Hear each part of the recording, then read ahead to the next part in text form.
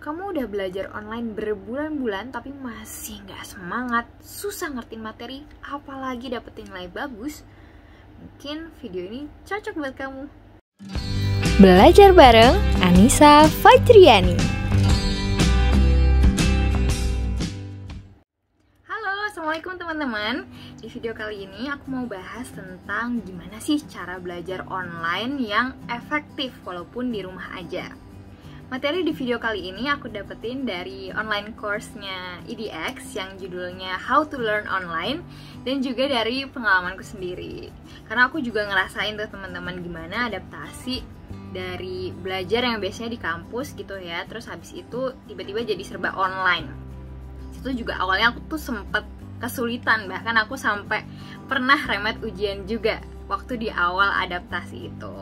Nah, tapi kemudian dari kesalahan itu akhirnya aku belajar gimana sih cara yang lebih efektif untuk bisa diterapkan selama belajar di rumah aja.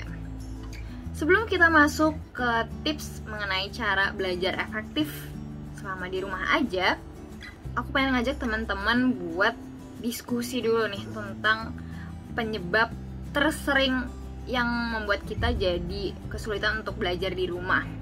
Kalau dari pengalamanku sendiri dan juga dari cerita teman-teman yang ngalamin hal yang sama, biasanya tuh ada 3 penyebab utama yang bikin kita jadi lebih susah buat belajar di rumah. Yang pertama itu dari segi setting tempat ya. Biasanya itu kan rumah itu buat tempat kita istirahat, bukan buat belajar. Jadi waktu awal-awal harus belajar di rumah tuh rasanya beda gitu, nggak semangat kalau misalnya kita waktu di kampus. Yang kedua itu adalah sekarang tuh semuanya serba virtual. Dulu kalau misalnya belajar sama gadget itu 2 hal yang bisa dipisahkan gitu. Jadi kalau misalnya fokus belajar, gadgetnya disingkirkan. Sekarang nggak bisa kayak gitu lagi, karena kita harus adaptasi, dan antara belajar sama gadget tuh sekarang udah jadi sesuatu yang jadi satu paket gitu. Dan yang ketiga adalah yang aku juga sering dengar dari teman-teman adalah konflik peran nih. Karena di rumah sekarang kita dituntut untuk menunaikan kewajiban sebagai pelajar, sebagai mahasiswa. Tapi di satu sisi kita juga tetap harus melaksanakan kewajiban sebagai anak, sebagai kakak atau adik dari saudara-saudara kita, atau sebagai pasangan gitu. 3 hal yang tadi aku sebutin itu semuanya bagi aku pribadi itu adalah hal-hal yang baru. Jadi aku memang perlu struggle buat adaptasi di awal. Tapi seiring berjalannya waktu, akhirnya aku belajar dari kesalahan. Dan ini ada beberapa tips yang udah aku coba dan alhamdulillah berhasil di aku. Harapannya juga bisa dipraktikin sama teman-teman supaya belajarnya bisa lebih efektif. Tips yang pertama adalah bikin tempat kerja sendiri. Kan kita tahu ya, tadi di rumah itu biasanya identik dengan istirahat, leha-leha, ngobrol sama orang rumah gitu kan. Nah, jadi penting untuk kita tuh bikin tempat kerja sendiri. Dan pastikan tempat kerjanya ini bukan tempat tidur ya. Karena kalau misalnya di tempat tidur tuh badan kita tuh udah terlalu rileks, jadinya nggak dikondisikan buat belajar juga. Nah, untuk tempat kerja ini teman-teman bisa pilih tempat di rumah yang ergonomis, jadi nyaman buat postur tubuh, kemudian cukup cahaya dan cukup oksigen supaya nggak gampang ngantuk. Terus tips yang kedua adalah bikin rutinitas. Kapan waktu yang mau dipakai buat belajar, kapan waktu yang mau dipakai buat istirahat, ngobrol sama orang rumah, dan lain-lain. Rutinitas ini penting banget buat membuat tubuh dan pikiran kita itu jadi terlatih untuk melakukan berbagai macam kegiatan tanpa ngerasain yang namanya stres. Dan penting juga untuk rutinitas ini kita komunikasiin dengan orang di rumah, supaya orang rumah itu juga bisa ngerti jadwal kita sehari-hari kayak gimana. Dengan dijadiin rutinitas dan dikomunikasiin baik-baik ke keluarga, harapannya kita bisa meminimalisir konflik peran yang terjadi tuh. Nah, kalau aku pribadi itu biasanya dari bangun tidur sampai kelas pertama, biasanya jam 8, itu aku pakai buat siap-siap dan ngelarin kerjaan di rumah gitu. Jadi kalau misalnya udah mulai kuliah, udah clear tuh kewajiban di rumah udah selesai. Nah, habis itu selesai kuliah, istirahat dan lain-lain, sorenya itu aku pakai buat telepon keluarga di rumah. Jadinya bisa tetap seimbang antara peran sebagai pelajar dan juga sebagai anggota keluarga. Kemudian yang ketiga adalah pasang target belajar yang spesifik dan terukur. Kalau misalnya teman-teman tahu metode SMART, itu teman-teman bisa Google. Nah, coba deh bikin target belajar pakai itu. Nah, aku tuh dulu waktu awal-awal adaptasi nggak pakai target-targetan gitu, jadi mengalir aja belajarnya. Pada akhirnya tiba-tiba udah masuk minggu ujian, aku belum siap, dan akhirnya ya itu tadi kejadian, aku harus ngulang ujiannya. Jadi penting banget buat teman-teman itu tahu nih target belajarnya apa. Kemudian dari target belajar itu dipecah jadi target-target harian. Jadi setiap hari itu juga kita bangun tuh tahu hari ini tuh harus selesai belajar apa, harus udah paham apa.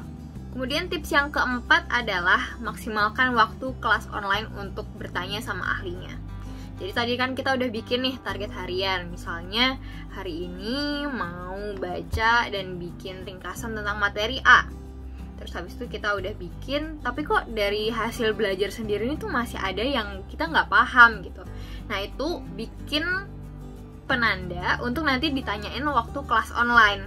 Jadi pas ada guru atau dosennya, tanyain di situ. Benar-benar manfaatin karena itu adalah satu-satunya waktu teman-teman bisa interaksi dan minta penjelasan dari ahlinya. Kemudian tips yang kelima adalah active listening waktu kuliah. Selama pandemi ini kan kita terbiasa belajarnya tuh cuma lihat layar aja ya. Cara yang bisa teman-teman lakuin adalah jangan cuma nonton dan dengerin doang, tapi teman-teman juga harus sambil aktif mencatat poin-poin dari materi yang dijelaskan sama guru atau dosen teman-teman. Kalau aku teknisnya biasanya misalnya di Zoom gitu ya.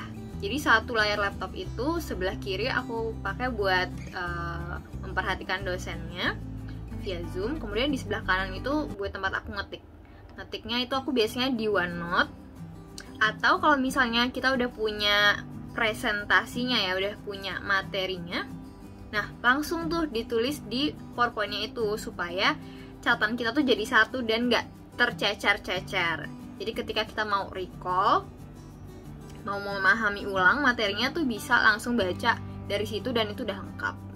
Kemudian tips yang keenam adalah tuntasin tugas di awal waktu. Selama kuliah online ini banyak yang cerita ke aku tugasnya tuh jadi numpuk. Nah aku ingat waktu S1 kemarin ada salah satu temanku yang dia tuh ngajarin aku sesuatu yang berharga banget. Jadi dia tuh orangnya tuh sebenarnya mager, tapi kemagerannya itu diubah. Jadinya dia kalau begitu dapat tugas langsung dikerjain dan harus langsung diselesain saat itu juga. Supaya apa? Supaya sisa waktunya bisa dipakai buat have fun dan ngerjain hal-hal yang dia sukain. Dan akhirnya aku niru tipsnya dia itu dan beneran ngaruh loh. Dan yang terpenting adalah kasih waktunya tuh mau diselesain seberapa lama. Jadi kalau misalnya teman-teman mau target, oh ya tugas ini harus selesai dalam 1 jam, beneran dalam 1 jam itu fokus ngerjain itu aja. Kemudian tips terakhir yang menurutku juga sangat membantu ketika kuliah online ini adalah jadwalkan waktu diskusi untuk bahas soal bareng teman-teman. Karena kelemahannya belajar sendiri itu kita jadi nggak tahu nih pemahaman kita tuh udah benar atau belum, dan juga kita tuh masih kurangnya di mana. Jadi penting untuk kita diskusi. Nah, dengan bahas soal atau kasus bareng sama teman-teman, kita jadi terlatih buat mengaplikasikan hasil dari pembelajaran kita selama ini. Dan juga kita jadi bisa dapat banyak insight dari teman-teman kita yang lain. Nah itu dia tadi beberapa tips untuk belajar online secara efektif di rumah aja. Semoga bermanfaat buat teman-teman dan bisa langsung dipraktekin. Kalau teman-teman juga punya tips buat belajar online yang efektif di rumah aja, bisa komen di kolom di bawah ya.